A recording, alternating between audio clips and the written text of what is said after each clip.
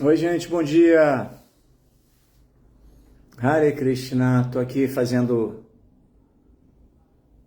uns últimos ajustes para a gente poder dar início. Fala, Marcelo, bem-vindo, Hare Krishna. Dani Houses e Azevedo. Bom, vamos lá, hoje é sexta-feira, né? Hoje é um dia muito auspicioso também, porque é dia de Ekadashi. 11º, Ekadashi são datas,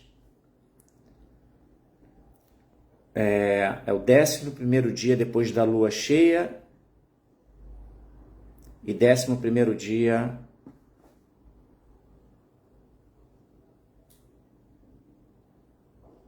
depois da lua nova.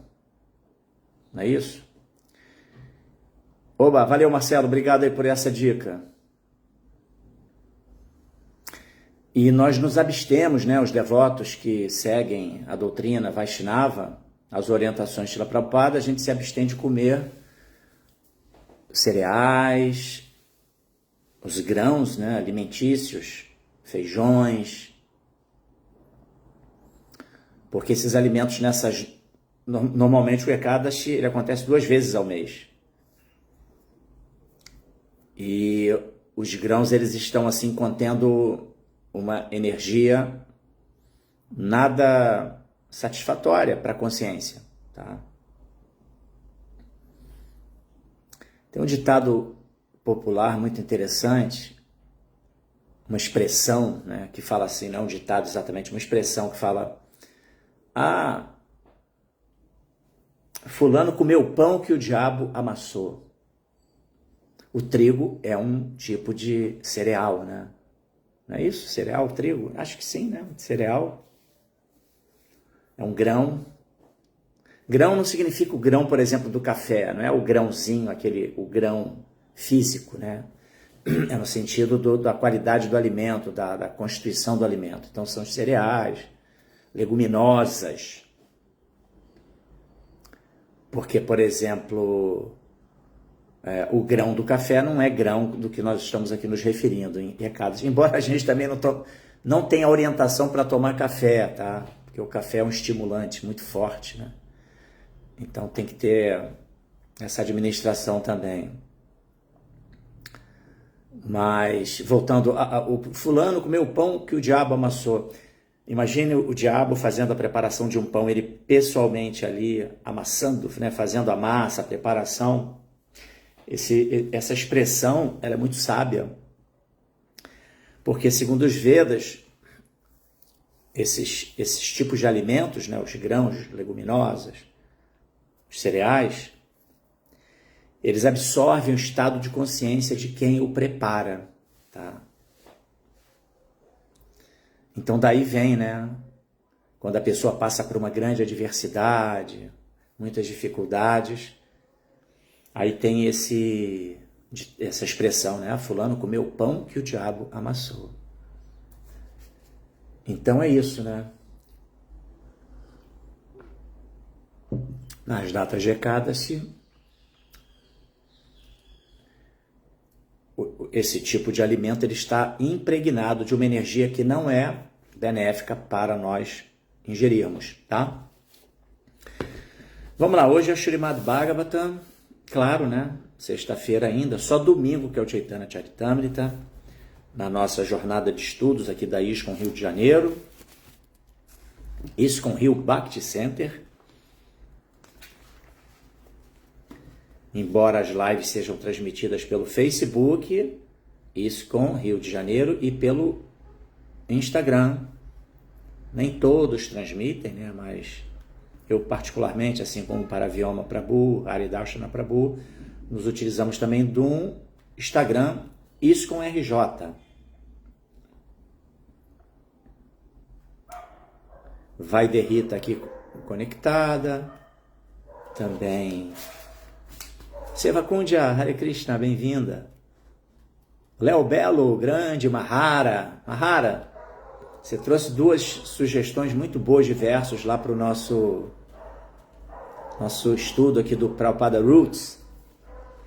Eu até postei lá que daqui a pouquinho eu vou comentar, tá bom? Mas então estamos aqui no Srimad Bhagavatam, terceiro canto, capítulo 15, intitulado Descrição do Reino de Deus, verso número 48. Om Namo Bhagavate Vasudevaya. Om Namo Bhagavate Vasudevaya. Om Namo Bhagavate Vasudevaya.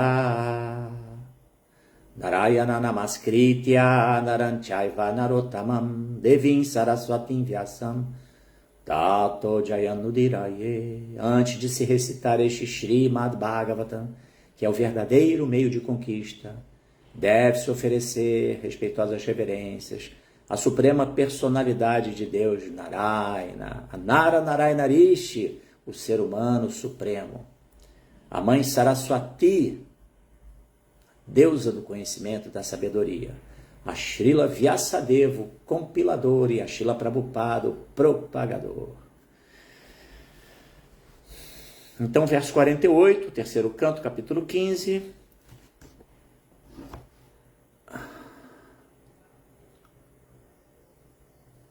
Marcos Hahnemann, bem-vindo também.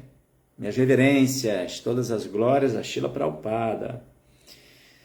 Natyantikam viganayanti apite prasadam kimanyat arpitabayan bruva unayaste yen gatwadangri sharana bhavatakataya kirtanya tirtaya shasha kushalarasagya.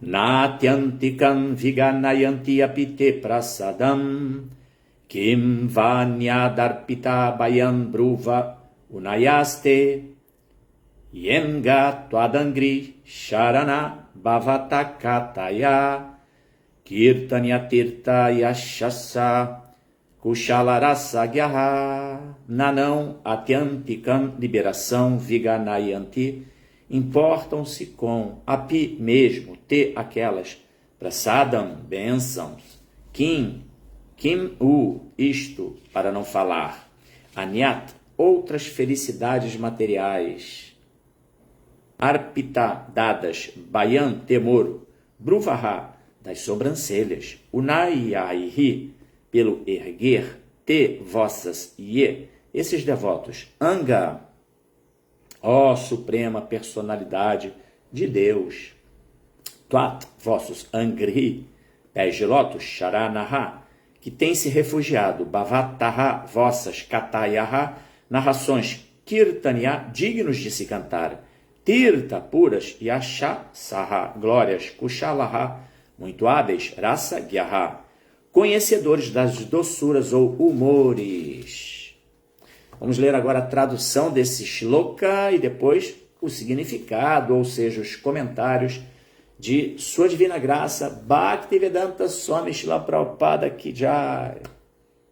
Aqui Srila Prabhupada na minha camisa, esse rosto grave, né? Prabhupada sempre muito um bem-querente de todas as entidades vivas, né? É um Suridas Sarvaderinam, Suridas Sarvaderinam, bem-querente de todas as entidades vivas. Srila Prabhupada. Fala Hari Darshana. Léo Belo, que está aqui acompanhando a gente, o Mahara, eu aproveitando que eu lembrei agora, o Hari Darshana deu uma aula, salvo engano, anteontem, não sei se foi essa agora ou se foi uma anterior, em que ele abordou muito tema que fala sobre o yoga místico, as práticas do Ashtanga, qual a verdadeira finalidade do yoga. Que o Léo Belo está muito conectado com yoga também, né? A sua noiva, a Angel, inclusive é uma instrutora, Léo também é um instrutor, praticante. E essa aula do Haridarshana foi muito elucidativa, tá? Eu recomendo. E foi agora essa semana, né? Exatamente. É porque às vezes eu assisto, eu nem sempre consigo assistir as aulas no dia, né? No momento, na live. Aí eu vou ouvir depois. Normalmente no final do dia, enfim, algum momento do dia, quando eu não consigo ouvir de manhã. E aí, por isso, às vezes eu vejo aulas atrasadas, assisto aulas atrasadas. E essa foi muito incrível, falando de uma forma bem didática, assim, sobre a meta do yoga. Então, isso foi dessa semana, né? Bom, vamos lá, tradução do verso, então. As pessoas que são muito hábeis e muito inteligentes em compreender as coisas como elas são, dedicam-se a ouvir as narrações das auspiciosas atividades e passatempos do Senhor, que são dignos de se cantar e dignos de se ouvir. Esse dignos de se cantar não é cantar no sentido da gente cantar uma música, é porque a literatura védica ela é toda muito poética. São versos que têm métricas. Então eles são proferidos dentro de uma métrica, dentro de um canto, digamos assim. Mas então o sentido de cantar é de falar, de você expressar. Tá? Tais pessoas não se importam nem mesmo com a mais elevada bênção material, ou seja, a liberação. Isto para não falar de outras bênçãos menos importantes, como a felicidade material do reino celestial. Olha como Prabhupada é assim, assertivo, né? E muito direto. A liberação é uma bênção material, né? Se livrar do ciclo do samsara, isso é uma bênção material, segundo aqui Prabhupada está, né, afirmando. Desculpe, na verdade essa afirmação é a tradução de Prabhupada. Esse é o verso está falando isso, né? E claro, mas Prabhupada vai adentrar nesse ponto filosófico, ratificando, né, convalidando essa realidade, né, de que liberação, né, livrar-se do samsara, em última análise, é a mais elevada bênção material. Então vamos lá. Significado, Jai Shila Prabhupada. A bem-aventurança transcendental, desfrutada pelos devotos do Senhor, é completamente diferente da felicidade material desfrutada pelas pessoas menos inteligentes. As pessoas menos inteligentes no mundo material agem em função dos 4 princípios de bênção chamados Dharma, Artha, Kama e Moksha. São Chatur Purusharthas. Aliás, desculpe, isso mesmo, tá certo. Dharma, cumprimento do dever, né? Você agir de acordo com as suas obrigações, os seus deveres. Artha, desenvolvimento econômico. Kama, gratificação dos sentidos. E Moksha, liberação.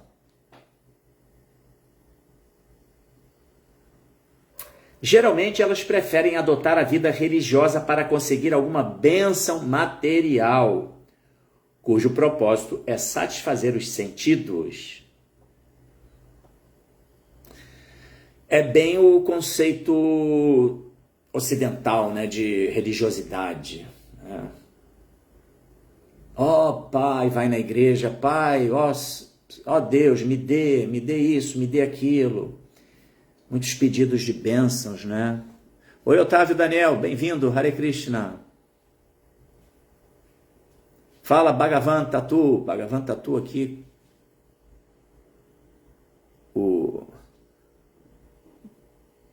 Bhagavan, que é um artista de altíssimo nível, meu Deus, cada tatuagem realmente impressionante.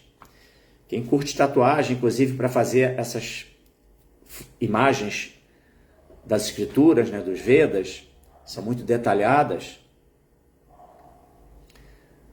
O Nrsimha Bhagavan é expert em fazer assim, trabalhos artísticos realmente impressionantes. Eu vou fazer o seguinte, gente, esse significado é um significado que tem, não é nem tão grande assim, mas é bastante, contém muitas coisas interessantes. Eu vou já pedir aqui as bênçãos de Srila Prabhupada, dos acharyas, do Bhagavatam, enfim, para poder comentar, tá bom? Om Agyanatimirandasya Gyananjana Shalakaya Chakshurumilitam Jena Tasmai Shri Gurave Namaha. Eu nasci na mais obscura região da ignorância. Meu mestre espiritual está abrindo os meus olhos com a archote do conhecimento. Ofereço-lhe, portanto, as minhas mais humildes e respeitosas reverências. Namah Vishnupadaya Krishna Prestaya Bhutale Shrimate Bhaktivedanta Swami Nityanamine Shirupa Sanatana Bhattara Gunata Siddhiva Gopal Bhatta Dasara Gunata Sadhu Goswami Prabhuski Jai Vanchakal Patarubhyas Chakri Pasindubhya Ivacha Patitaram Pavarebhyo Vaishnavebhyo Namo Namaha. Ofereço as minhas mais humildes e respeitosas reverências a todos os devotos Vaishnavas, devotos puros do Senhor, que estão cheios de compaixão por nós, almas caídas, e que são assim como as árvores dos desejos, porque são capazes de satisfazer os desejos de todo mundo. Jaya Sri Krishna Chaitanya Prabhu Nityananda Shri Advaita Gadadhara Shivasadi Gora Bhaktavrinda Hare Krishna Krishna Krishna Hare Hare Hare Rama Rama Rama Hare Hare. Então vamos lá, continuando aqui a leitura, né? O verso é o verso 48 do capítulo 15 do terceiro canto. Esse capítulo 15 é intitulado Descrição do Reino de Deus. Você que chegou agora, tá? É o verso Natyantikam Viganayanti Apite Prasadam Kim Vanyad Arpita Bayambruva Unayaste Yenga Tuadangri Sharana Bhavata Kataya Kirtanya Tirtaya Shasa Kushalarasagyaha. As pessoas que são muito hábeis e muito inteligentes em compreender as coisas como elas são, dedicam-se a ouvir as narrações das auspiciosas atividades e passatempos do Senhor, que são dignos de se cantar e dignos de se ouvir. As pessoas não se importam nem mesmo com a mais elevada bênção material, ou seja, a liberação. Isto para não falar de outras bênçãos menos importantes, como a felicidade material do reino celestial. Aqui no Shloka propriamente dito, na sua tradução, chama atenção logo essa primeira linha, que fala as pessoas que são muito hábeis e muito inteligentes em compreender as coisas como elas são, né? Porque a gente é impelido, né, pelo sistema e, claro, pela influência dos três modos da natureza material, pelos gunas, a enxergarmos aquilo que está aqui na nossa frente, a enxergarmos com os olhos materiais, tá? Não com a terceira visão, como tem essa expressão muito comum, né, dentro das escolas do yoga, das escolas espiritualistas, transcendentalistas, a terceira visão, que é você enxergar além da densa matéria, né? Então, eu estava lendo, foi acho que na semana passada, na sexta-feira passada, Prabhupada no seu significado, ele dizia o seguinte, que existem duas... foi na verdade, foi Bhagavad Gita, foi domingo no templo, eu fiz a leitura do verso 3 do capítulo 4, e aí Prabhupada ele fala, existem duas classes de homens, a saber o devoto e o demônio, né? Prabhupada já chega logo dando a sua marretada. Eu até expliquei que o conceito de demônio, baseado nos Vedas, não é exatamente o demônio dentro do conceito ocidental. Demônio é toda aquela pessoa que está querendo explorar os recursos naturais desse planeta e explorar em benefício próprio, sem reconhecer que existe um proprietário de tudo isso, existe um criador, mantenedor, né? E é Krishna, né? Deus, ele cria toda essa natureza material e esse planeta com a sua variedade de bênçãos, né, que oferece através dos seus recursos, né, o ar para a gente respirar, a água para a gente poder se hidratar, os diferentes tipos de gêneros alimentícios, enfim, está tudo aí, as belezas, né, a contemplação das belezas do plano de existência material. Mas, enfim, quando você vive uma vida, uma dinâmica existencial pautada somente em explorar e querer se beneficiar dos recursos naturais, essa é uma vida demoníaca, porque você está usufruindo daquilo que não lhe pertence, entendeu? Então tem que haver por exemplo, dentro da tradição cristã, quando se vai à mesa para um jantar, uma refeição, as pessoas fazem o quê? O agradecimento do alimento. Já é uma atitude mais sóbria, né? Pelo menos se agradece pelo alimento. Está agradecendo a quem? A Deus por fornecer o alimento, né? Já nós temos um componente a mais. A gente não só agradece, como a gente, antes de se alimentar, a gente oferece o alimento àquele que é o provedor de tudo, reconhecendo a sua propriedade e numa atitude educada, uma atitude inteligente, né, sem querer já usufruir daquilo, a gente fala, não, Deus, você é o criador de tudo, você provê tudo, né? Algumas pessoas podem achar, nossa, que exagero, que fanatismo, mas pare e pensa. Os alimentos, para eles serem produzidos, é a terra que tem os nutrientes. Que terra é essa? De onde vem isso? Né? Precisa da luz solar, precisa da água. Todos esses elementos são elementos... Madonna Mohana Dasa, bem-vindo, Hare Krishna. Lileshwari também. Vamos lá. Então, todos esses elementos são providos por quem é o criador de tudo. Então, existe uma mística por trás da agricultura, né? Não é assim a gente condicionado na nossa condição, como almas condicionadas, né? As pessoas vão no mercado e está tudo lá empacotado, né? Você pega os alimentos, bota na sacola e não consegue ter essa percepção, a inteligência que permita você entender que tudo isso tem uma fonte energética que produz tudo isso, que provê tudo isso. Então, as pessoas inteligentes, em compreender as coisas como elas são, elas vão agir dentro de uma dinâmica, dentro de uma perspectiva. Ao passo que os menos inteligentes, eles estão lá só querendo usufruir de tudo sem fazer essa correlação, sem nem agradecer pelo alimento, por exemplo, como foi aqui o exemplo que eu dei, muito menos pensar em oferecer o alimento. Não é verdade? Então, esse ponto é um ponto, né? As pessoas muito hábeis e muito inteligentes em compreender as coisas como elas são,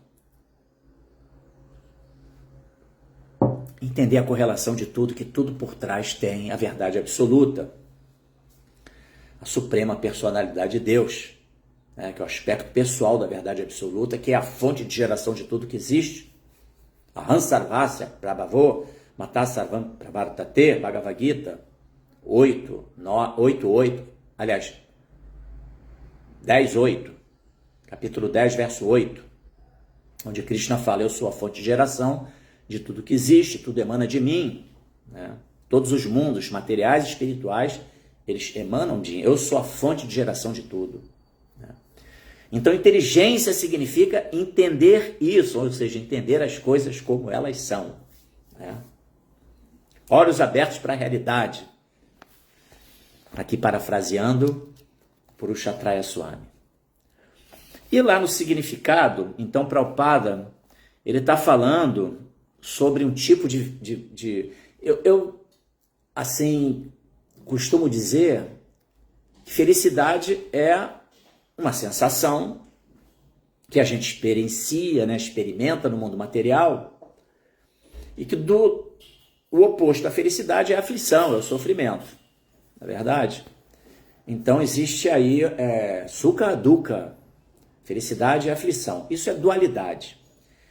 Então, quando se trata de uma felicidade espiritual, então a gente já está falando de algo que é além do conceito de felicidade, entendeu? É bem-aventurança, é um estado de consciência que transcende, que vai além do conceito de felicidade. Tá? E Prabhupada, no seu significado, ele começa: a bem-aventurança transcendental, desfrutada pelos devotos do Senhor, é completamente diferente da felicidade material desfrutada pelas pessoas menos inteligentes. Prabhupada está falando exatamente isso, né? Entendeu? Felicidade material. Tá? E aí Prabhupada fala sobre que, em regra, né, as pessoas estão agindo dentro dos princípios dos Chatur Purusharthas: Dharma, Artha, Kama e Moksha. Tá? Eu já falei, né? Dharma, cumprimento do dever. Né? Ou também, assim, uma compreensão das coisas como elas são. Existe um ser criador, eu devo me reportar a ele, eu devo me relacionar com ele. Né? Um princípio religioso, ainda que básico, né? O princípio do Dharma. Aí, a partir daí, quando você exerce as suas obrigações perante esse mundo, tá? Não tem como uma pessoa inerte ela querer ter desenvolvimento econômico, gente, sabe? Não tem como. Uma pessoa que não tem o tino empreendedor, tudo bem, ela pode até receber uma bênção que seja um sucrite de uma vida passada. E aí, sei lá, ganhou ali uma fortuna. Mas devido a essa sua natureza, né, influenciada por Tamaguna, ela vai dilapidar essa riqueza, entendeu? Então, o tino empreendedor, ou seja, o conceito do Dharma, eu tenho que empreender, eu tenho que trabalhar, eu tenho que fazer alguma coisa. Né? Isso é da natureza da alma. Quem não vive para servir, não serve para viver. Não é assim? O nosso Dharma, a alma espiritual tem como Dharma, princípio, servir. Essa é a nossa natureza. Então, a gente precisa ter esse tipo de atitude, desenvolver esse tipo de atitude, porque aí vai vir o resultado. É certo. Entendeu? A pessoa empreende e, claro, dentro do conceito de compreender as coisas como elas são, voltando lá àquele primeiro tópico do verso, a gente tem que entender que, às vezes, eu tenho um amigo, por exemplo, que ele é super empreendedor. Inclusive tem um baita de um negócio incrível, muito ecologicamente correto, que está ligado ao bambu, né? Utilização do bambu para vários artefatos. É um artista, um cara que tem um dom incrível. Eu até fiquei como sócio dele assim, para ajudá-lo durante um período, antes dele transformar a sua sociedade em sociedade unipessoal, porque de fato é um negócio muito interessante. Eu fiz aquilo só para ajudá-lo, para que ele não tivesse que fechar a empresa, né? Ele trabalha, tem uma riqueza de um negócio incrível, mas ainda não conseguiu emplacar o seu negócio. E, naturalmente, isso está atrelado a algum fato de vidas passadas, entendeu? Não é possível, né? Porque ele é trabalhador, tá? Então a gente tem que entender isso. Às vezes a pessoa está ali, mas não pode perder esse norte, tem que manter o foco. Tipo assim, então agora eu vou chutar o balde, eu não quero saber mais de nada. Não, persevere, porque a gente tem que entender que nós estamos pré-moldando também a nossa próxima existência, né? Então, não podemos perder o foco do Dharma, tá? Mantenha-se ali nas suas obrigações, no cumprimento do dever, num trabalho mesmo que promova uma contrapartida para a sociedade. Tudo isso vai gerar o quê? O Artha. Agora ou mais à frente, futuramente. Esse mais à frente pode ser numa próxima vida, entendeu?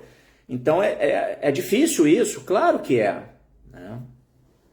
Mas isso é compreender as coisas como elas são, é você ter uma visão além aqui dessa vida densa, esse frame de existência, você entender a vida como uma grande jornada de vidas e vidas e vidas, porque a gente vem numa caminhada, não é de agora, né?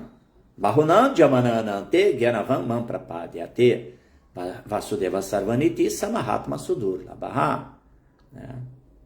Então, depois de milhares e milhares de nascimentos e mortes, submetidos ao ciclo de nascimentos e mortes, né? Bahunam Jamananante Gyanavam Prapadyate, aquele que obtém Gyana, o conhecimento sobre mim, me adora, né? Me serve. Krishna está falando isso. Vasudeva Sarvaniti, compreendendo que eu sou, enfim, aquilo que está presente em tudo, que penetra tudo, a fonte de tudo. Samahatma Sudur Labaha. Tal grande alma é muito rara. É uma alma que vê as coisas como elas são, né? Então a gente tem que projetar a nossa vida dentro de uma perspectiva mais ampla do que meramente essa vidazinha aqui, porque enxergando só essa vidazinha aqui, a gente não vai estar enxergando as coisas como elas são. E muitas vezes, para querer resolver questões materiais, a gente pode até incorrer em ações inapropriadas para poder conseguir resolver, né, poder conseguir os seus objetivos mundanos, materiais, tá? Então, eu estou falando tudo isso dentro do Dharma, Artha, Kama e Moksha. Então, vamos lá, Dharma, cumprimento do dever, da obrigação. E aí, Artha, o resultado vem, você vai ter desenvolvimento econômico. E se você tem desenvolvimento econômico, você está apto o quê? A curtir as benesses da vida, né? Os prazeres da vida. Kama, aí é o grande perigo, né? Grande perigo. Lidar com tendência à gratificação dos sentidos é muito complexo. Quando eu entrei para o movimento Hare Krishna, lá nos anos 90, eu tive um amigo que entrou comigo, né? E aí ficamos ali conectados e tal. E naquele momento, o pai dele estava desenvolvendo uma editora. Estava num trabalho ali, hercúleo, né? Se dedicando ferozmente a uma editora de revistas de ponto de cruz, crochê e bordado. Trabalhava muito. E aí veio o resultado, né, desse trabalho. E esse meu amigo então se beneficiou. O pai começou a ganhar dinheiro, bastante dinheiro. E acabou que o meu amigo, ele me deu uma escorregada, né? Essa facilidade material tirou ele ali da jornada espiritual. Não totalmente, tá? Ele é um amigo de Krishna, ele tem apreciação, ele sabe, mas perdeu bastante o foco, né? Porque veio uma facilidade de dinheiro, né? Então, quando a gente obtém recursos materiais, né, na forma de dinheiros, e aí a possibilidade de se gratificar, né? Gratificação sensorial, ela aumenta muito, né, as possibilidades. Então, isso é muito perigoso. Tem que mais uma vez, compreender as coisas como elas são, né, e fazer bom uso dos recursos, tá? A gente tem um exemplo, por exemplo, dentro da ISKCON, do neto do Henry Ford, que é o dono da empresa Ford, né? Veículos, né? Automotores. É o Ambarisha, não é isso? se não me engano, em Ambarixa.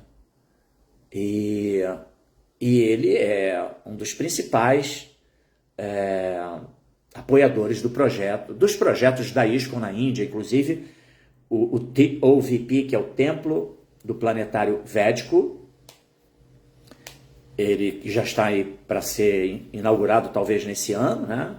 Uma obra arquitetônica fantástica, um desejo de Chaitanya Mahaprabhu, Nityananda Prabhu, que Srila Prabhupada vai, e claro, o desejo de Srila Prabhupada, em razão dos desejos de Gaura-Nitai, Prabhupada deixou isso como uma meta para a ISKCON, e a ISKCON está cumprindo essa meta, vai ser um templo fantástico. E esse devoto, ele usa os recursos que ele obteve de família para essa nobre causa de propagação da consciência de Krishna. Ou seja, ele enxerga as coisas como elas são, né? Tudo é de Deus, né? E deve ser empregado, utilizado a serviço de Deus, e a gente pode naturalmente obter assim,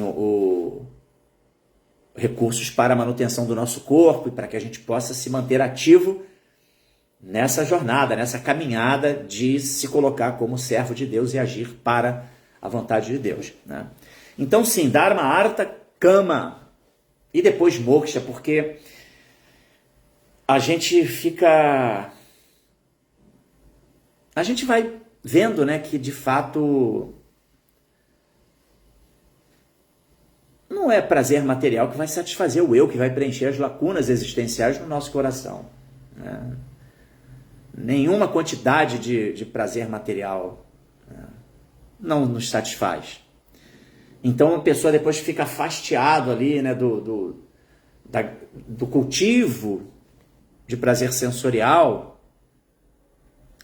Aí ele vai falar, não, peraí, alguma coisa que eu tenho que buscar além, buscar liberação, moksha, que Prabhupada, que aqui esse verso especificamente denomina como a mais elevada bênção material, livrar-se dos ciclos de nascimentos e mortes, entendeu? Mas que não é a meta última, né? É um benefício material, né? Mais elevado benefício material. Então, continuando aqui a leitura do significado. Geralmente elas preferem adotar a vida religiosa para conseguir alguma bênção material.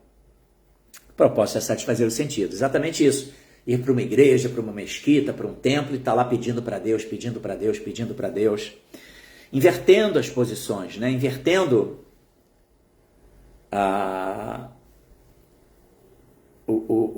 o princípio do Dharma, né? Mesmo, né? O Dharma da alma que é servir a Deus, sobretudo. E a gente está pedindo para Deus servir a gente, né? Krishna até aceita isso, porque pelo menos essa pessoa está se dirigindo à pessoa certa, né? Pedindo a Deus que possa lhe dar bênçãos, tá? Mas aí tem outras questões, né? Tem que ter o sukriti, tem que ter merecimento por outras ações, não é algo assim simples, né? Mas essa concepção é muito comum das pessoas menos inteligentes, que não estão vendo as coisas como elas são, estão pedindo a Deus bênçãos para terem uma vida próspera, uma vida confortável, enfim. Esse não é o objetivo da espiritualidade, né? Definitivamente. Então,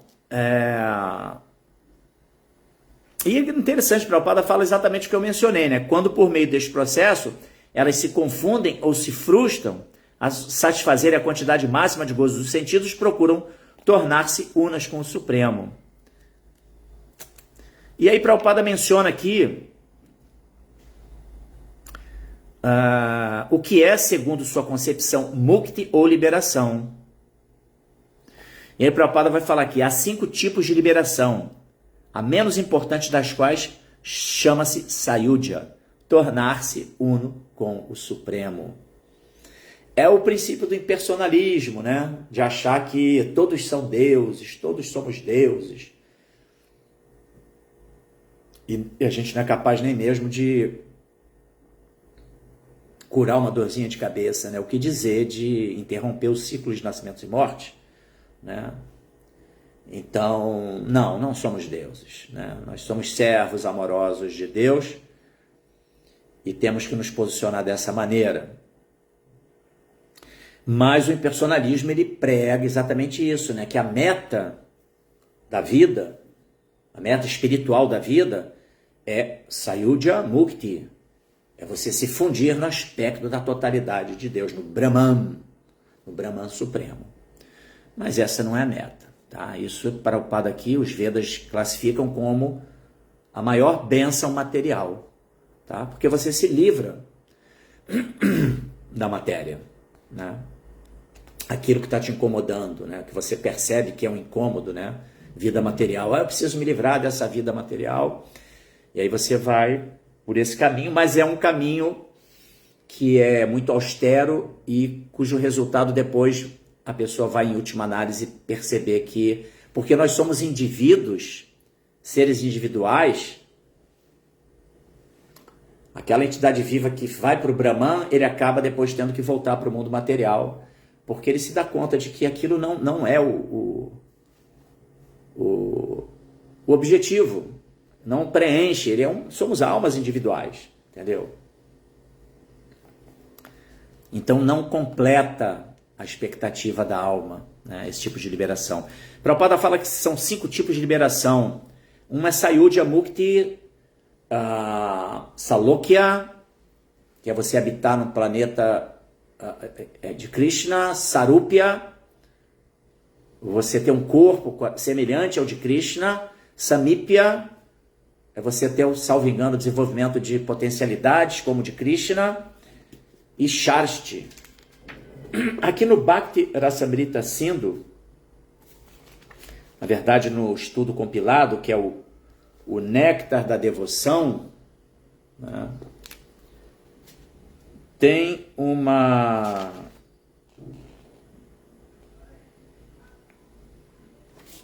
citação, né? Fala-se sobre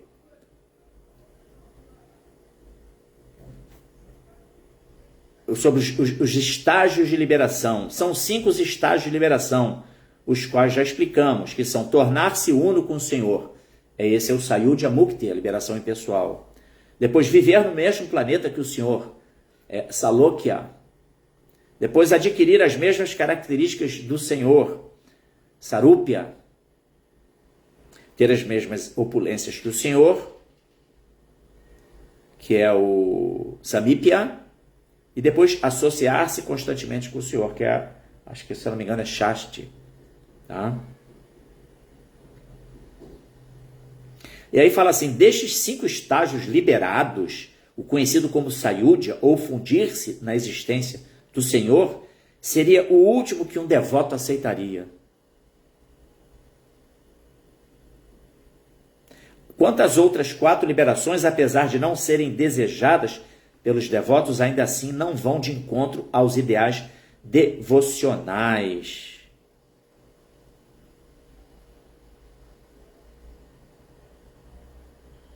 Porque o devoto quer servir Krishna, né? Aí estamos falando, gente, do estágio mais elevado de consciência, que é aquele na qual o devoto ele nem almeja nada para ele, assim, eu quero ir para Goloka Vrindavana.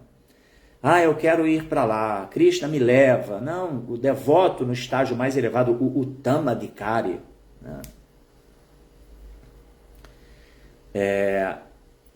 Ele não se importa com... Ele quer meramente servir Krishna e se colocar à disposição de Krishna para que Krishna coloque ele aonde Krishna quiser. Isso é um estado de consciência bastante elevado, manifestado por Srila Prabhupada, pelos grandes acharyas, né? Entendeu? Então, mas são esses os tipos de liberação. Os devotos não se importam com tal liberação. Agora voltando aqui ao verso do Srimad Bhagavatam, tá? Que estamos lendo. Os devotos não se importam com tal liberação porque são realmente inteligentes, entendeu? Porque chegaram através da prática do Shravana Kirtana, né? Ouvir e cantar as glórias de Deus, eles obtêm cada vez mais sensações internas, bem-aventurança transcendental, que satisfazem completamente o eu. Então eles não estão aí para nada mais. Tá? Então é isso que se quer. Ouvir as glórias de Krishna. É interessante como, por exemplo, a indústria cinematográfica, ela é proeminente. Na verdade, as pessoas gostam muito de assistir esses seriados, porque ali é uma forma lúdica de se contemplar, de se, assim, você ter ali as suas vivências, né? Não exatamente vivências, mas as histórias contadas através do cinema, né? Da indústria cinematográfica, ela é muito rica, né? Ela cativa as pessoas, porque isso é algo, né? A gente está sempre querendo ouvir histórias, e as histórias sobre Deus, né? Imagine, né? Não tem nada mais incrível do que ouvir os tópicos transcendentais da suprema personalidade de Deus e dos seus associados, entendeu? E além de satisfazer essa tendência, né, de querer estar vendo as coisas, vendo apresentações lúdicas, né, através das telas, dos streamings hoje, né? Tem todos esses canais aí de aplicativos de filmes. A pessoa está se purificando, entendeu? Porque está ouvindo, né? Ela está se importando com aquilo que devemos nos importar, e que é ouvir sobre Krishna, ouvir sobre Deus, e que isso nos conecta com Ele.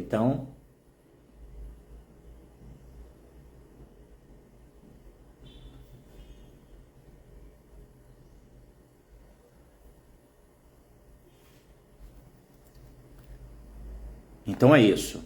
Haridarshana aqui é a Shasha, opulência, né? Samípia, associação, Sarupya, compleição corpórea, Salokya, morar no reino de Deus. Obrigado, Haridarshana. O Mário aqui, Hare Krishna, gostei da camiseta de Prabhupada. Estás elegante. Bondade sua, Mário. É o nosso querido...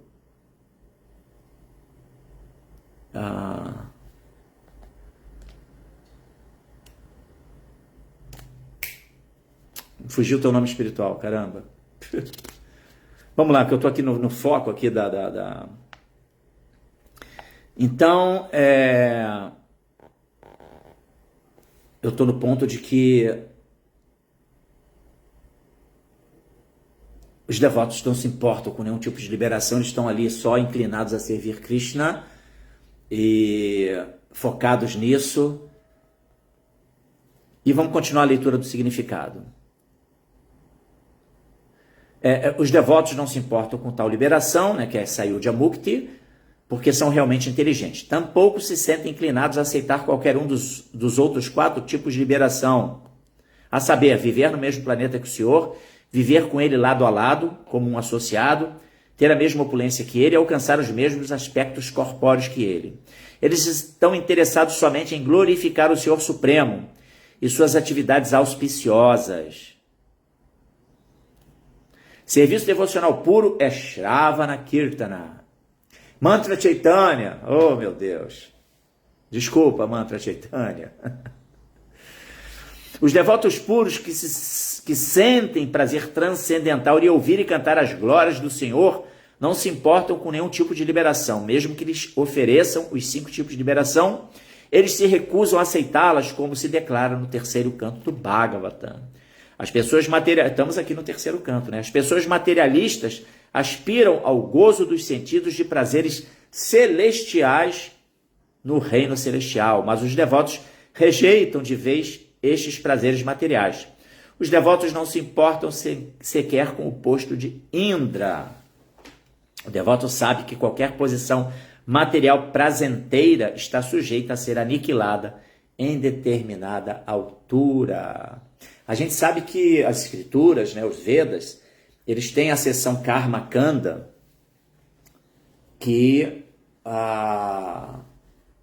em que se fazem sacrifícios para melhorar a condição de vida material, inclusive para se projetar nascimento em condições, nem planos existenciais superiores, como aqui está falando planetas celestiais, tem um planeta de Indra, planeta Brahma Loka, enfim. Mas o devoto não está interessado nisso. Por quê? Porque ele sabe que é uma posição em que vai se obter gratificação dos sentidos em alto grau, muito mais refinado, claro, do que o prazer sensorial experimentado aqui na Terra. Mas é um prazer elevadíssimo, condições de vida super assim, excelentes.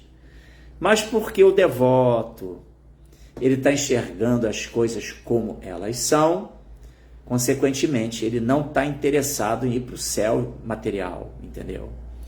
Ele só quer servir a Deus, tá? Bem dentro daquela oração a São Francisco, né? Senhor, fazei-me um instrumento de vossa paz. Né? A pessoa quer servir Deus como objetivo último. Isso é Bhakti, né? Bhakti Yoga, tá? Então, o devoto sabe que qualquer posição material prazenteira está sujeita a ser aniquilada em determinada altura. Porque mesmo o senhor Indra, ali ele está num posto, aquela entidade viva, aquela alma que ocupa uma posição tão elevada como a do senhor Indra, ou mesmo o senhor Brahma, é uma posição, é um posto.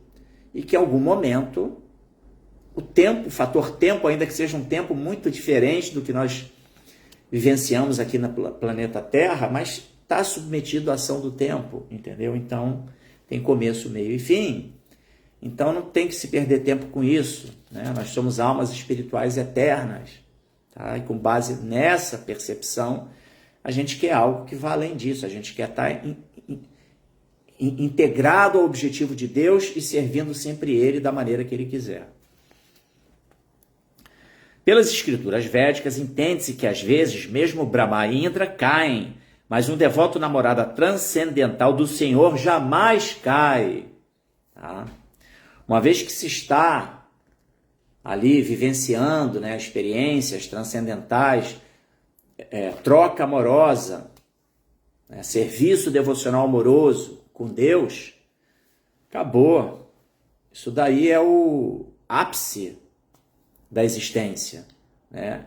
É nos situarmos dentro da nossa posição constitucional, como servos amorosos de Deus, tá?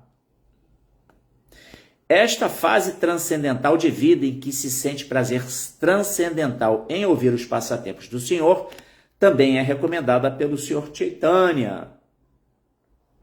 Durante a conversa do Senhor Chaitanya com o Ramanandaraya, este apresentou àquele uma variedade de sugestões a respeito da realização espiritual, mas o Senhor Chaitanya rejeitou todas, exceto uma, que devemos ouvir as glórias do Senhor na companhia de devotos puros. Entendeu? A gente está aqui ouvindo Srila Prabhupada, tá? Estamos aqui debatendo, ousando, assim, comentar, né? Os comentários de Srila Prabhupada, mas seguindo essa orientação do farol que é Srila Prabhupada. Então, vamos em frente, né? Chaitanya mesmo, né, que é o próprio Senhor Krishna, que veio estabelecer o Yuga Dharma, tá? Ele agiu como um devoto de Krishna, ele veio com essa meta, com essa missão, né? Vou mostrar como é que um devoto se comporta, como é que nós podemos ser inteligentes, compreender as coisas como elas são, né? Essa foi a missão de Chaitanya Mahaprabhu, tá? Estabeleceu o Yuga Dharma, potencializou o Mahamantra Hare Krishna, dotou ele com a potência inconcebível de todos os nomes de Krishna e fez com que essa oração Hare Krishna, Krishna Krishna, Hare Hare, Hare Rama, Rama Rama, Hare Hare, ela fosse uma ferramenta poderosa, a mais poderosa ferramenta para a limpeza do espelho da nossa mente, do nosso coração, fazer com que a gente comece a enxergar as coisas como elas são, tirar o véu de Maya, pedindo a Deus que nos ocupe a serviço dele, sabe? Então Chaitanya Mahaprabhu, ele falou com o Ramananda Roy, né, sobre isso, né, que não tem, o negócio é cantar e ouvir sobre Deus. é glorificar Deus, né? Glorificado seja o vosso nome, entendeu? Seja feita a vossa vontade, assim na terra como no céu, não é assim que os cristãos falam, né? Os crentes também não falam, esse nome tem poder, o nome de Deus tem poder. Então, essa é a ferramenta mais poderosa de Kali Yuga, o cantar, né? Glorificação dos nomes de Deus. Tá bom? Então, fechando aqui a nossa leitura de hoje, isto é aceitável para todos, especialmente nesta era. Devemos nos dedicar a ouvir os devotos puros falarem sobre as atividades do Senhor. Esta é considerada a bênção suprema para a humanidade. Shila Prabhupada Ki Jai. Então, gente, aqui temos aqui já os comentários de vocês. Estou aqui no nosso Facebook. O Mantra Chaitanya está aqui como Mário Benedetti. Quando o devoto começa a servir com consciência de Krishna, ele já se sente no estágio prazeroso de Sakyabhava. E o fato de saber que Krishna gosta do servo, a vida espiritual fica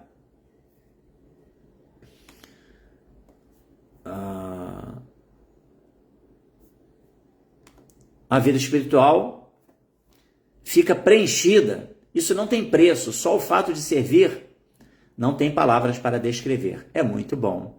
Obrigado, Mantra Chaitanya, por essa sua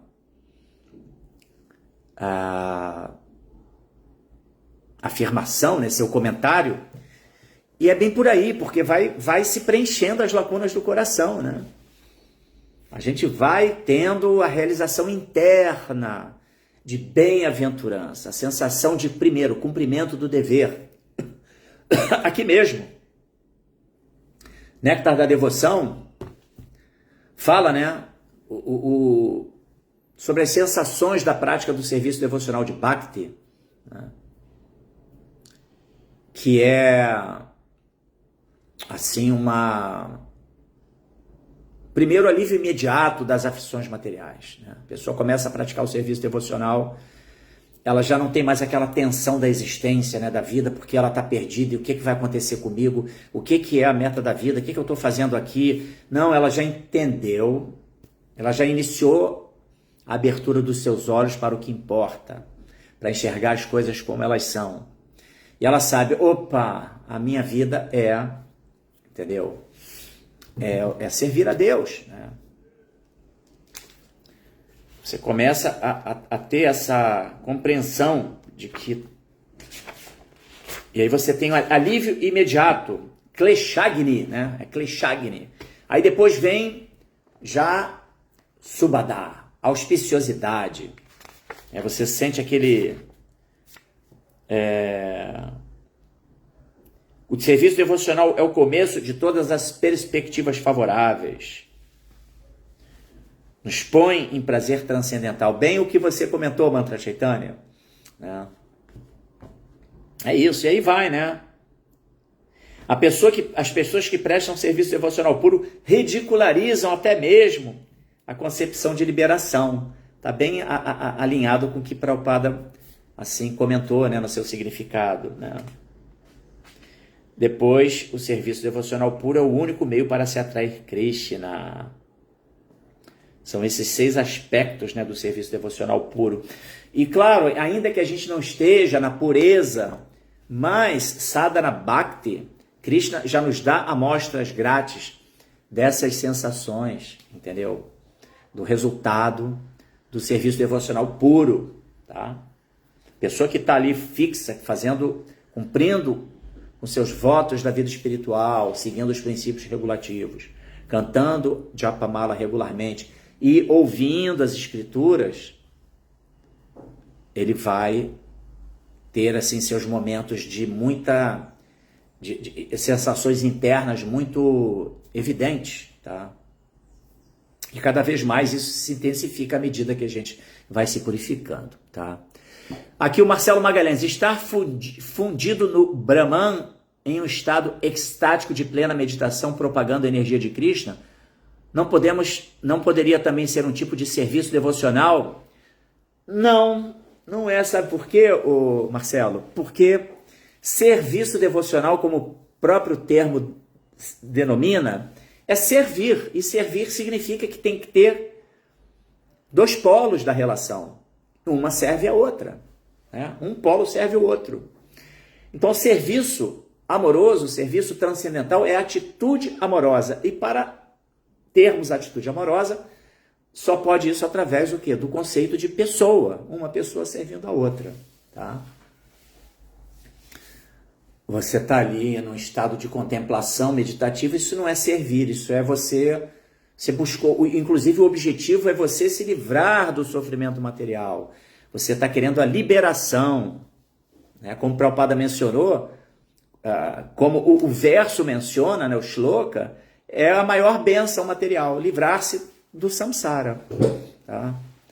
Mas não é serviço devocional exatamente por isso, porque a gente se desconectou da nossa condição de indivíduo e que serve o outro amorosamente, né? O amor, ele se notabiliza pela atitude amorosa, tá? Tem que ter ação, tem que ter atitude. Beleza? O Marcos Hahnemann, o maior empreendimento é cultivar a vida espiritual. O Mantra Chaitanya, né, que é o Mário Benedetti, o serviço devocional tem muitos processos e todos eles nos ensinam a nossa relação com Krishna. É a nossa verdadeira posição dentro da comarca, ele bota entre aspas, do mundo espiritual e material. Deixa eu pegar aqui que pelo telefone é mais difícil, então eu fiz aqui um... Deixa eu ver aqui.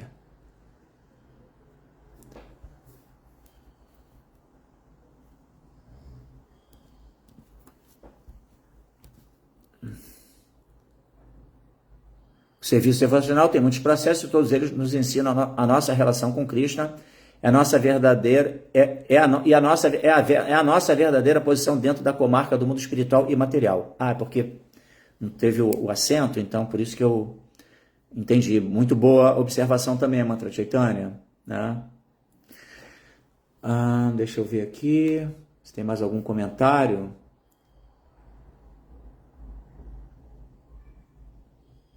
Me parece que não, né?